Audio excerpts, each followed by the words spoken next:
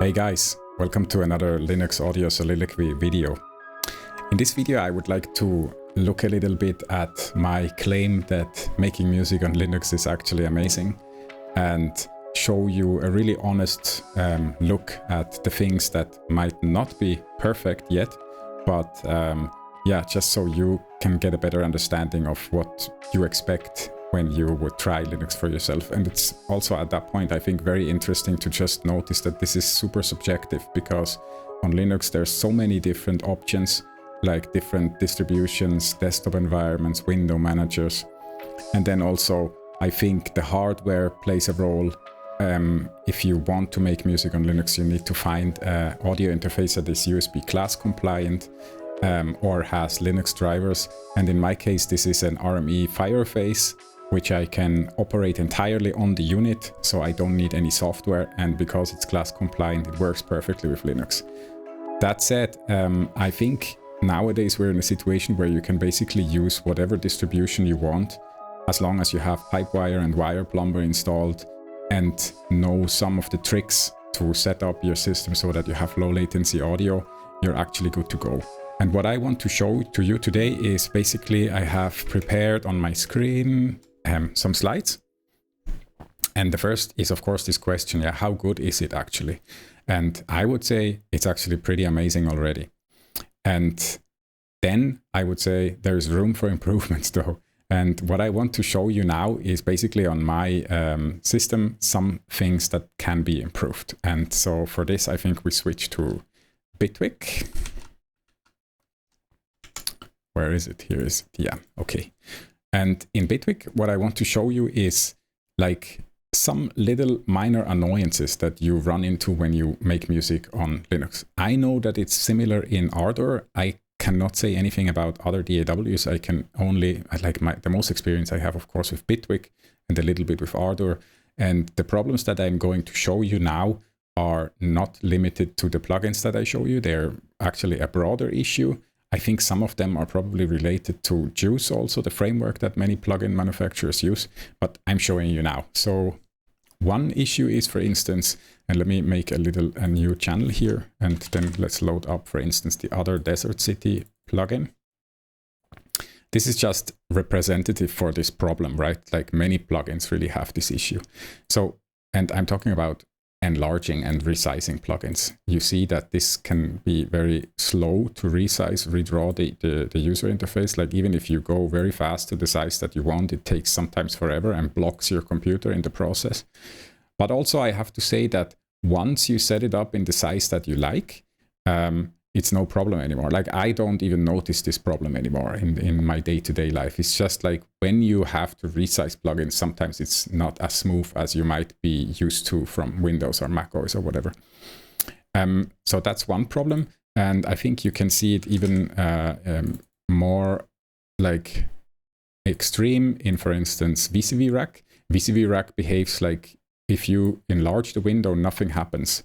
To make it redraw the UI, you have to actually grab it and move it around. Like if you do this, you have to grab it and move it around. Again, for me, it's not that big of a deal, but it's just something that you might notice when you switch to Linux and you make music, and you might have the impression that, oh my God, it's like inferior. And I don't know, maybe it is inferior, but I can only say that nowadays when I make music, I'm in the process, I have Synonym open, I have Bitwig open, I move around samples, I record stuff on the interface, I play stuff with my controllers.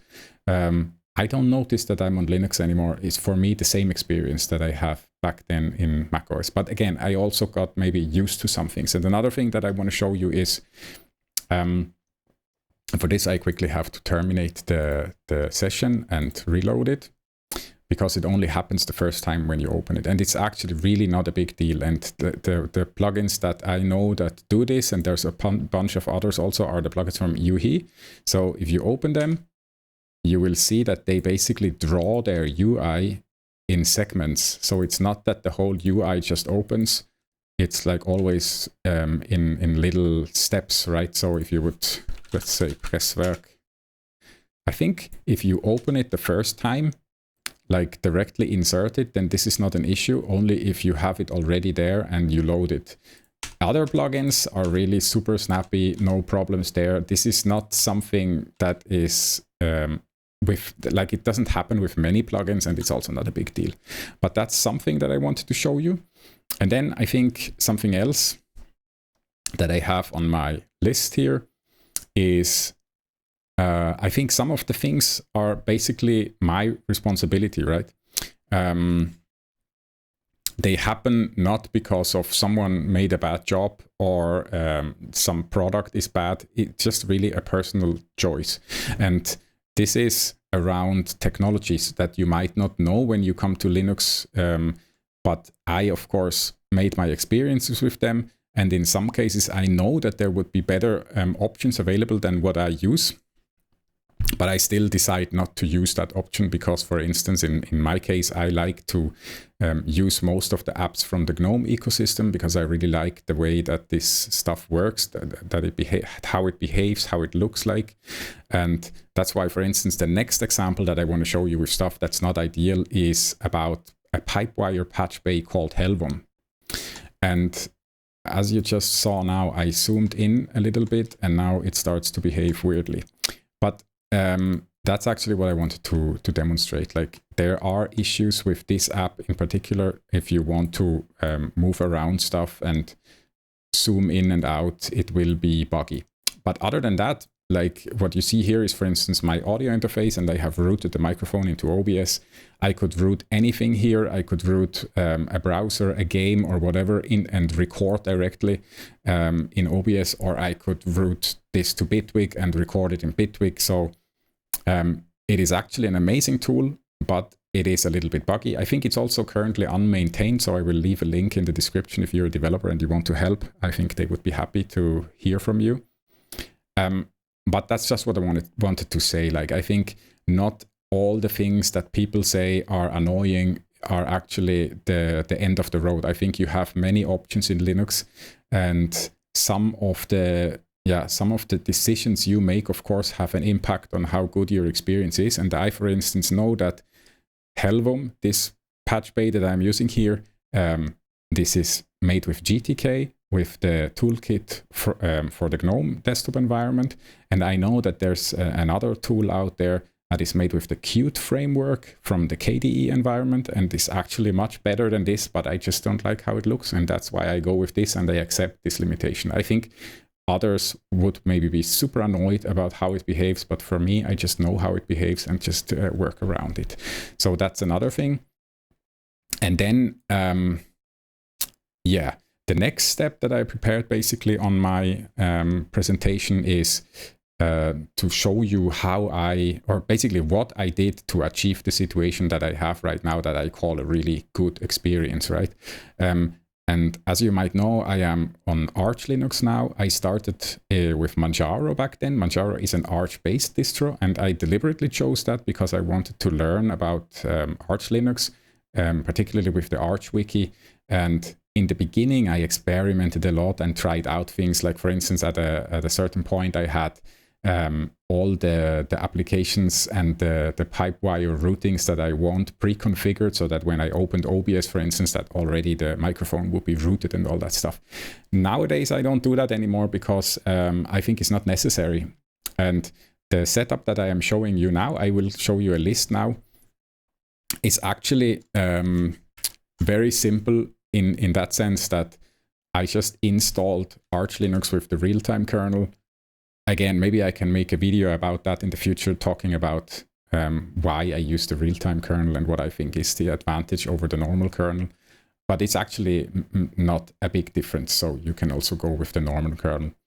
Then I installed all my ZSH, I enabled SSH and generated a key for me, set some locale stuff, configured some local IP for my network interface, modified some hosts entries, set up the firewall, cloned my Git repositories, installed fonts, templates, made some directories hidden with these .hidden files that you can use on Linux, copied all my content over. And none of this that you heard here is actually relevant for you if you want to make music with Linux. You could just basically install a distribution and start with the audio optimizations that come a little bit later in this list. This is all personal stuff, right, that I did. Also the GNOME settings that I changed here, like I had for whatever reason to set my keyboard layout. Otherwise it would not accept my password for the GDM, for the login screen. And then what I always do in GNOME is I accelerate the animations because I want them to be really snappy. And then I disable some stuff, like for instance, tap and drag, which always annoys me when I use a touchpad. Then I cannot, I always accidentally drag around windows and don't understand what's going on. I installed some extensions, mainly around the fact that I would like to have everything change the color when I go from dark to light mode. But as you saw, like Bitwig, for instance, has no light theme, so it stays dark. Unfortunately, I hope they will add a light theme at some point. And then the juicy stuff, I think, for optimizing the system for real-time audio would be the audio optimization part here. And for this, actually, what you can use nowadays is a great little app called Millisecond. A millisecond basically scans your system and tells you with symbols what needs attention and what is already okay. Here you see that everything is already okay, everything is green, but in case you would have things to adjust, then you would have a link to the wiki where you could read how to achieve the certain things. And on my list here, for instance, you see that I disabled SMT, the multi-threading stuff. I configured real-time priorities and unlimited memory locking. I added my user to the audio group.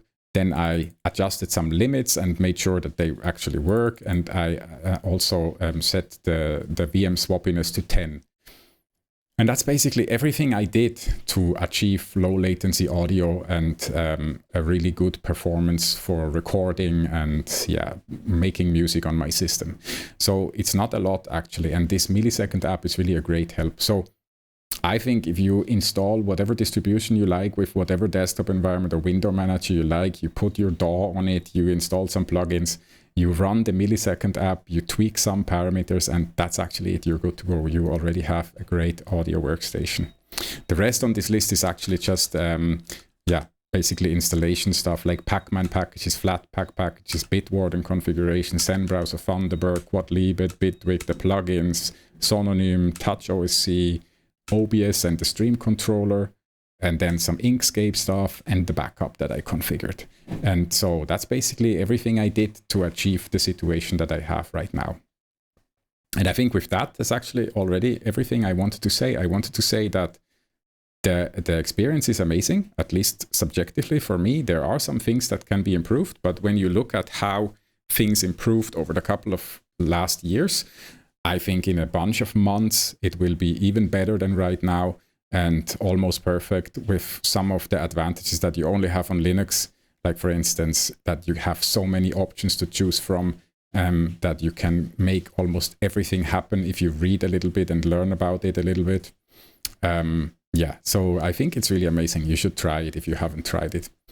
And so the other thing that is going on right now is, I'm still here settling with my wife in Thailand. We are here actually 3 years already, but a lot happened in this time. I had a surgery and we are still like basically trying to establish everything here. We founded a company.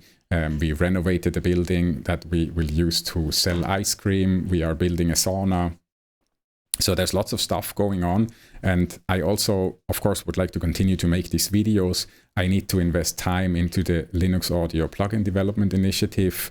And somehow we need to find a rhythm how to make all of this work resource-wise and also financially, because slowly we are running out of money here. But I'm super positive and I have great ideas. And one idea that I actually want to announce right now is a Bitwig Studio jungle retreat. Basically, I want to invite people to come here to Thailand, to Koh Phangan, live with us. We have a bunch of bungalows next to our bungalow at our disposal. And you spend time in the studio with me. We work on your tracks. And in the evening and on the weekends, you can enjoy the beach, you can enjoy the restaurants and like the quite big offering around electronic music here on the island. So that's one thing, this retreat. I will announce this soon, and also other ideas around how to make everything stable and work in the future. And up until now, I hope you enjoyed this video, benefited from the information. If you have more questions, just let me know. I am happy to answer. And also let me know what you would like to see in future videos. I will, of course, continue to improve stuff. I am still working with the woodworker to make my new camera position so that I have everything in front of me rather than on the side. And I also want to have a second interesting camera perspective that I can use from time to time. But yeah, I think that's all for now. I will click a little bit around in Bitwig now and run the outro, and then I see you in the next video. Okay, bye-bye.